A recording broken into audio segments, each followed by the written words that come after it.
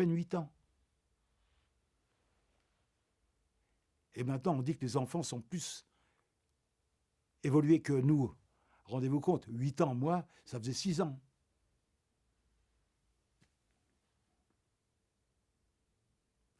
Et je ne suis pas le seul. Hein. Des enfants, il y avait plein d'enfants. Ils ont ramassé des enfants à tout âge. Vous vous rendez compte un peu? Quelle horreur! Et des Français.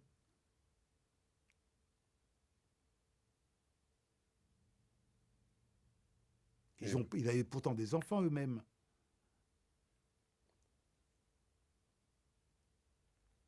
Tout ça, on veut pas aller dans, je ne veux pas rentrer dans la politique, mais c'est incroyable. Comment qu'on a pu, comment, même les nazis, comment qu'ils pouvaient produire. Vous savez qu'il y avait un four crématoire à Bergen-Belsen aussi.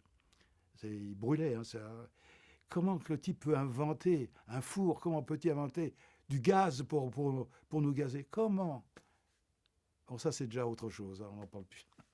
C'est déjà de la politique, ça. Alors, votre frère a déjà témoigné, je crois. Il sait que vous témoignez aujourd'hui? Oui, mon frère témoigne, même tous les ans, il va dans une école à Metz et il témoigne. Et moi, je lui parle parce que je lui demande, mais comment il t'écoute, les enfants? Il dit, oui, oui, je t'assure qu'il m'écoute et il me pose des questions, tout. Je dis, comment? Il y a peut-être des petits-enfants, des musulmans, des Italiens, tout ça. Et qu'est-ce qu'ils en ont à foutre? Il dit, mais non, je te jure qu'ils me posent des questions. Bon, peut-être qu'un jour j'irai le voir, mais... et l'école le réclame tous les ans. Et lui, il témoigne. Il a certainement raison, c'est moi qui ai tort. Alors, vous l'avez dit que vous seriez là aujourd'hui? Il vous a donné des conseils ou des Mais c'est choses? fini, hein. C'est fini. Vous êtes le premier et le dernier. Non, à mon âge, ça y est, maintenant, il faut me laisser vivre. Mais je vais vous dire, il y a tellement de films maintenant. Ils n'arrêtent pas de sortir des films. Et je pense que c'est le principal. Bon, avec nous, les anciens déportés, c'est un plus. Je ne sais pas si c'est un plus. Mais il y a les films qui présentent. Même Bergen-Belsen. Vous savez que vous êtes au courant, quand ils ont libéré, moi je n'étais pas là à Bergen, mais quand ils ont libéré le camp, le général anglais a fait venir tout le village pour qu'ils voient ce qui se passait à quelques kilomètres de chez eux. Et Bergen a été tellement... il y avait tellement de morts, ils ont brûlé tout le camp. Ça fait que j'y suis retourné, mais il n'y a rien. On ne voit plus rien.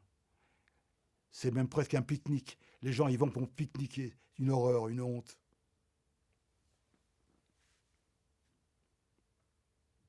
Alors, vous disiez que vous aviez beaucoup hésité pour être là. Alors, dites-nous pourquoi vous êtes là malgré tout.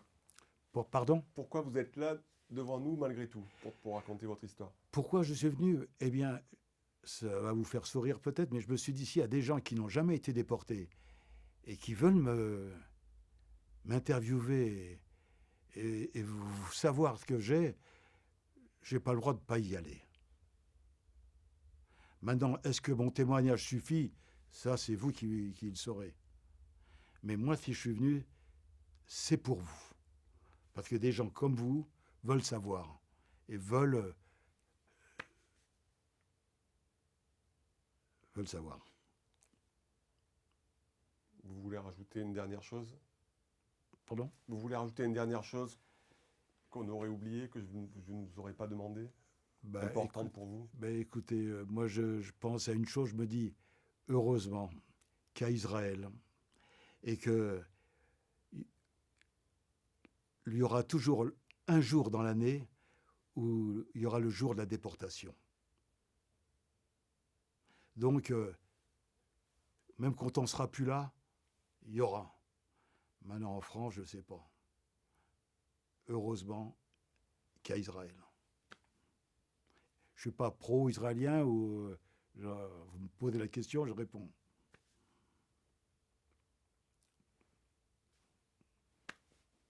Merci, monsieur. Ça a été? Ok.